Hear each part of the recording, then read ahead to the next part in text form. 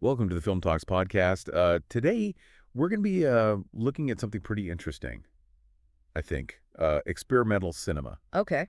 And its surprising influence, I think, on the films and the videos that we all watch every day. And to help me break this down, I've got a... I'm excited for this one. Yeah, me too. Yeah. I'm really excited for this one. I think it's going to be really interesting. So I've got an expert here with me who can really, I think, give us a lot of insights into this. Yeah, I think a lot of people when they hear experimental cinema, they kind of think, that's that weird stuff, and they don't realize how much it actually influences the stuff that they see every day. Right. So I'm excited to kind of pull back the curtain a little bit on that. Yeah, absolutely. And for you, our listener, whether you consider yourself a filmmaker or you're a film buff, or maybe you just like stories, Uh-huh. we're going to be talking about how experimental cinema can shape all kinds of things, from big Hollywood blockbusters to, those quirky indie films you see, to even, commercials that we're, bombarded with on a daily basis. We're going to be looking at kind of how all that stuff comes together. And we're also going to be talking about how technology is changing what experimental cinema can even be. Absolutely. So let's start with a basic question. What is experimental cinema? Well, basically, it's all about challenging the norms of traditional filmmaking. Okay. Going against the grain, doing things that are unexpected, and really, pushing the boundaries of what we consider to be cinema. Okay, so, when we think about traditional films, we think about, a clear beginning, middle, and end. You've got a plot, you've got characters, but experimental cinema really kind of throws all that out the window. Yeah, you can think of it kind of like a painter who, instead of painting a realistic picture, they start just throwing paint at the canvas and seeing what happens. Okay. It's about exploring the medium itself. Okay, so it can be abstract. It can Mhm. be, just playing around with sound and editing and not really having a clear narrative that we can follow. Exactly. And it's, not necessarily about telling a story in a traditional sense. It's more about creating an experience for the viewer, Right. provoking thought-evoking emotions in a way that you wouldn't get from a traditional film. So to understand this a little bit better, I think it's important to look back in history and see, where this all began. Who are some of those early pioneers of experimental cinema? Well, one of the big names is Luis Buñuel. Okay. He was a Spanish filmmaker, and he made this film called Un Chien Andalou in the 1920s, and it was just shocking to audiences at the Just time. fiction. It had these surreal images, dreamlike sequences, and it made absolutely no sense in a traditional narrative way, Okay. but it was so powerful visually, and it was tied to this artistic movement at the time called Surrealism, which was all about exploring the subconscious mind. So it was really revolutionary for its time. It was Yeah. pushing the boundaries of what people thought film could be. Absolutely. It was a huge influence on later filmmakers, even if they didn't necessarily make explicitly surrealist films themselves. Right. And who are some other filmmakers that, really pushed things forward in those early days? Well, another key figure is Maya Deren. Oh. She was an American filmmaker, and she made this film called Meshes of the Afternoon in the 1940s. Okay. And it's considered like a cornerstone of avant-garde cinema. Wow. It's all about this woman who keeps seeing this mysterious figure with a mirror for a face, and it's full of symbolism and repetition and this really fragmented sense of time. Okay, so these filmmakers, they weren't really concerned with making, commercially successful movies. They were more interested in kind of experimenting with the art form itself. Exactly. And their work might not have been for everyone, but it really opened up the possibilities for what cinema could be. Right. It's interesting to think about how those early explorations actually have influenced, the films that we see today, even those big Hollywood blockbusters. Oh, absolutely. I mean, you can see traces of experimental techniques in so many films today. Okay, so give me an example. Like, how do you see those techniques kind of filtering into the mainstream? Well, take montage, for example. Okay. That technique of using quick cuts to condense time or to create a certain mood or emotion, Right. that was something that early experimental filmmakers were playing around with a lot, and it eventually made its way into Hollywood. So even though they were considered, outside the mainstream, Yeah. they were still influencing the way that films were being made. Exactly. I All mean, right. they were the ones pushing the boundaries, and those ideas eventually trickled down and get adopted and adapted by other filmmakers. Right. And what about today? I mean, are there any directors that you see that are really kind of, carrying on that legacy of experimentation? Oh, there are tons. Okay, give me some names. Well, I mean, someone like Christopher Nolan. Okay, yeah. He's known for his mind-bending films that play with time and perception. Right, like Inception. Exactly. Inception, Memento, Interstellar. Right. These films all have these really complex structures that challenge the way we normally experience time in film. Yeah. I mean, those films, they really make you think. They're not just, Mhm. passive entertainment. You really have to engage with them. Right, and that's something that experimental cinema has always been about. It's about making the audience work a little bit, Right. engaging them intellectually and emotionally. It's not just spoon feeding you the story. Exactly, and another filmmaker who comes to mind is David Lynch. Okay. His films are known for their dreamlike quality, their surreal imagery, and their often disturbing themes. Yeah, he definitely has a unique style. He does, and it's a style that owes a lot to experimental cinema. Right. And, it's interesting to think about our own, favorite films. Mm. As we're watching them, have we ever noticed any moments where, maybe the storytelling is a little different or the visuals are really striking? Those could be, little hints of experimental cinema that have influenced the filmmakers. Absolutely. It's everywhere once you start looking for it. Okay, so let's talk about the influence of experimental cinema on more mainstream films. So we've talked about, a couple of directors, but how specifically has it shaped the way that, Hollywood films are made? Well, I think one of the biggest impacts has been on the use of nonlinear storytelling. Okay. Quentin Tarantino is a great example. Mhm. His films often jump around in time. They tell stories from multiple perspectives. Like Pulp Fiction. Exactly. Pulp Fiction is a perfect example. It's this jumbled up narrative that keeps you guessing until the very end. And that was really groundbreaking at the time. It wasn't the way that, Hollywood films were traditionally structured. Right, but it was so effective, and it's become a really common technique in modern filmmaking. And it really keeps the audience engaged. Mm. You're not just passively watching the story unfold. You're actively piecing it together. Exactly. And another example is Terrence Malick. Okay. He's known for his very poetic films that often have these ethereal voiceovers and these beautiful images that are almost like paintings. Right. And his films, they don't always follow a clear narrative either. No, they're more about mood and atmosphere and emotion. Okay, so it's more about the feeling that the film evokes rather than, the plot itself. Exactly, and that's a very experimental approach. Okay, so we've talked about the influence on Hollywood, but what about independent films? Okay. How has experimental cinema shaped that world? Oh, I mean, I think the impact there is even more profound. Okay. Well, independent filmmakers often have more freedom to experiment. They're not as beholden to studio pressures and commercial expectations, so they can really push the boundaries. Right, so they can take more risks. They can try things that might not be commercially viable in a big Hollywood production. Exactly. And a great example is David Lynch's early work. Okay. Films like Eraserhead. Yeah, that's a classic. It's a really strange and unsettling film with these bizarre images and this really eerie soundtrack, and it became a cult classic. And it really paved the way for other independent filmmakers to, embrace those unconventional storytelling methods. Yeah. Absolutely. It showed that you didn't have to follow the rules to make a compelling film.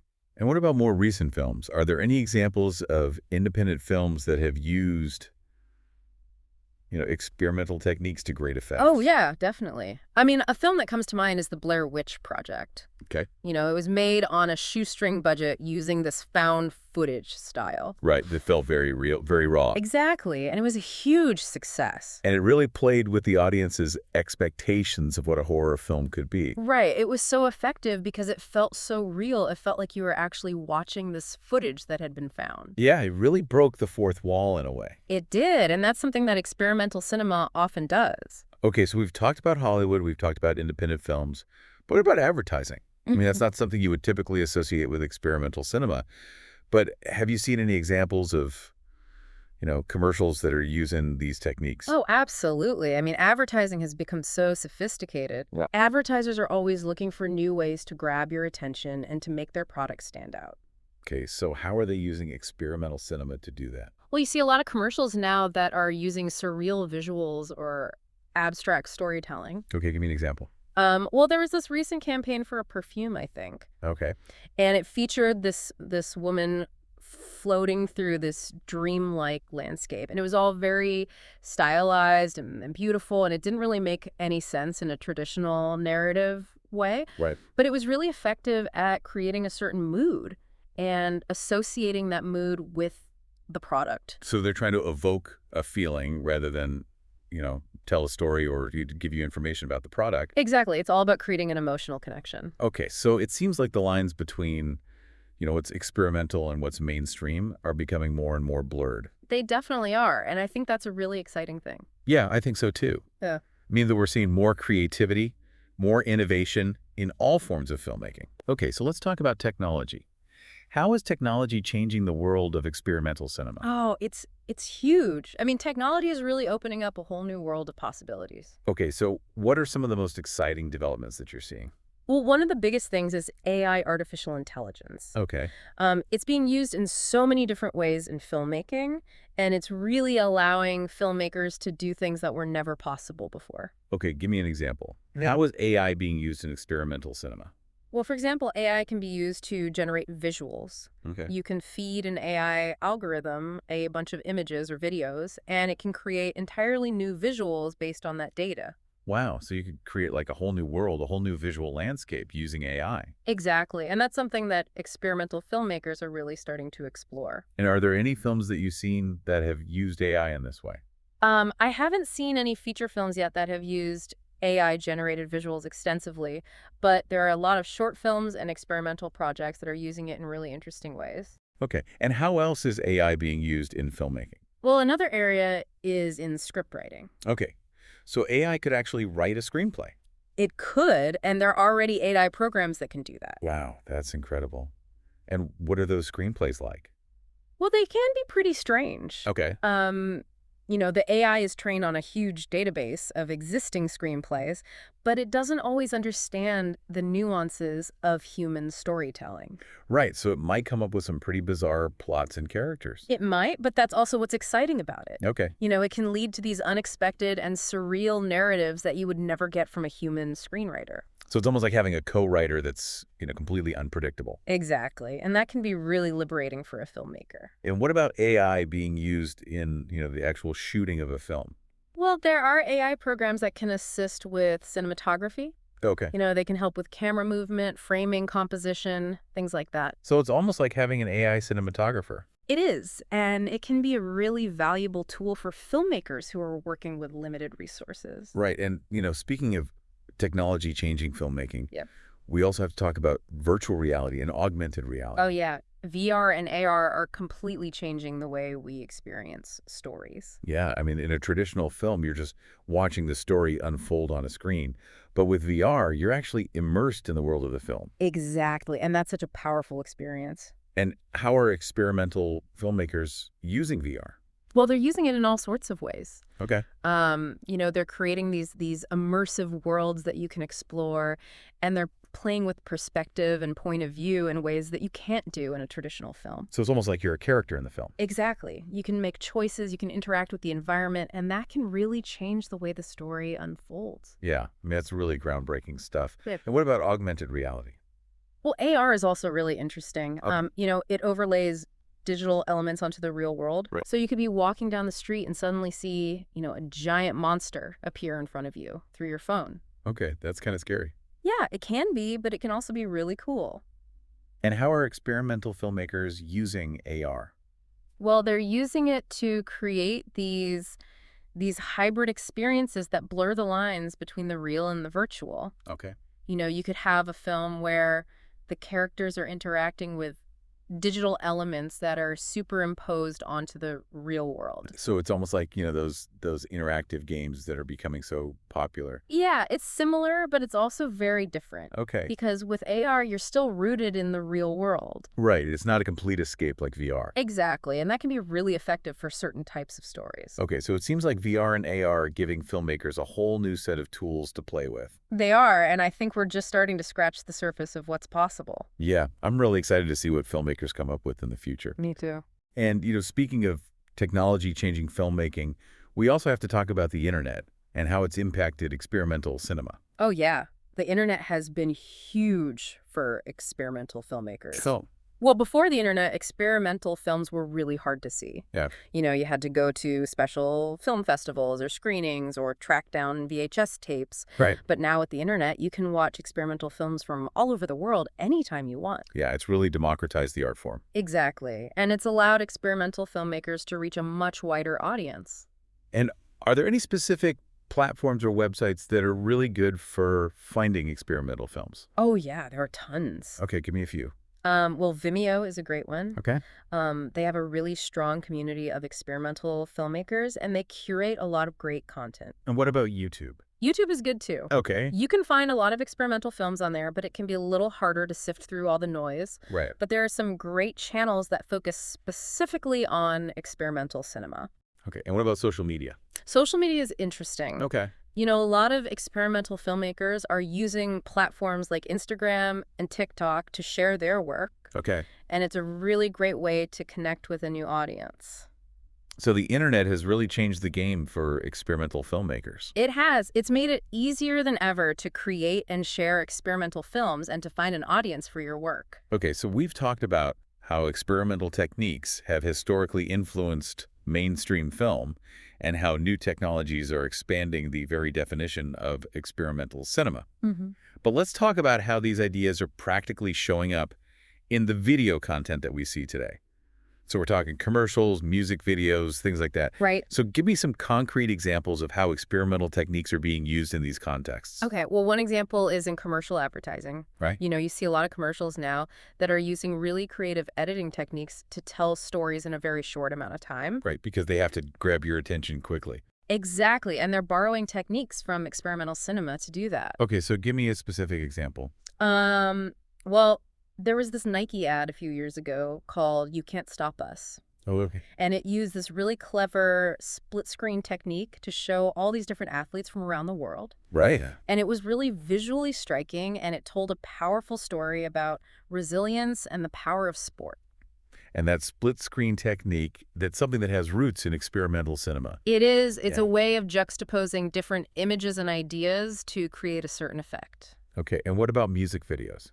Have you seen any experimental techniques being used there? Oh, yeah. Music videos are a great example. Okay. Because they're often very visually driven, and they don't have to follow a traditional narrative structure. Right. So filmmakers can really experiment with different techniques. Okay, so who are some music video directors that are pushing the boundaries? Well, one director that comes to mind is Hiro Murai. Okay.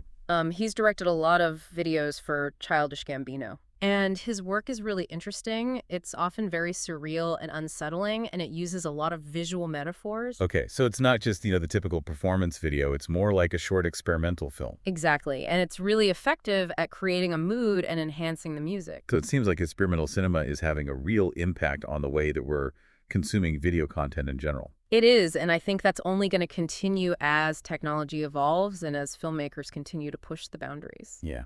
I'm excited to see what the future holds. Me too. Okay, so to wrap things up, let's just talk about the big takeaway here. What do we want our listeners to remember about experimental cinema? Well, I think the main thing is that experimental cinema is about more than just being weird or different. Okay. It's about pushing the boundaries of what's possible in filmmaking. Right. It's about challenging our assumptions about how stories are told, how images are presented, and how technology can be used to create new experiences. And even though it might seem, obscure or niche, it actually has a huge influence on the films and videos that we watch every day. Absolutely, and I think it's important to be aware of that influence. Right, because it can help us appreciate those films and videos on a deeper level. Exactly, and it can also inspire us to be more creative in our own lives. Okay, so for anyone out there who's interested in filmmaking or storytelling or just, exploring new ideas, what's the lesson that they can take away from experimental cinema? I think the lesson is to not be afraid to experiment. Yeah. To try new things, to break the rules, and to see what happens. Don't be afraid to fail. Exactly, because sometimes the most interesting discoveries come from those failures. And you never know, you might just create something truly groundbreaking. You might. Well, that brings us to the end of today's episode of Film Talks. We hope you enjoyed this exploration into the world of experimental cinema. Yeah, thanks for having me. And thank you for joining me. It was a pleasure having you, as always. Yeah. And for our listeners, if you enjoyed this discussion, please take a moment to like, share, and subscribe. We're always looking for new topics to delve into. So if you have any ideas, please let us know. And a special thank you to Studio 86, a production company that truly values creativity and innovation in all aspects of their work. Thanks again for tuning in to Film Talks. We'll catch you next time.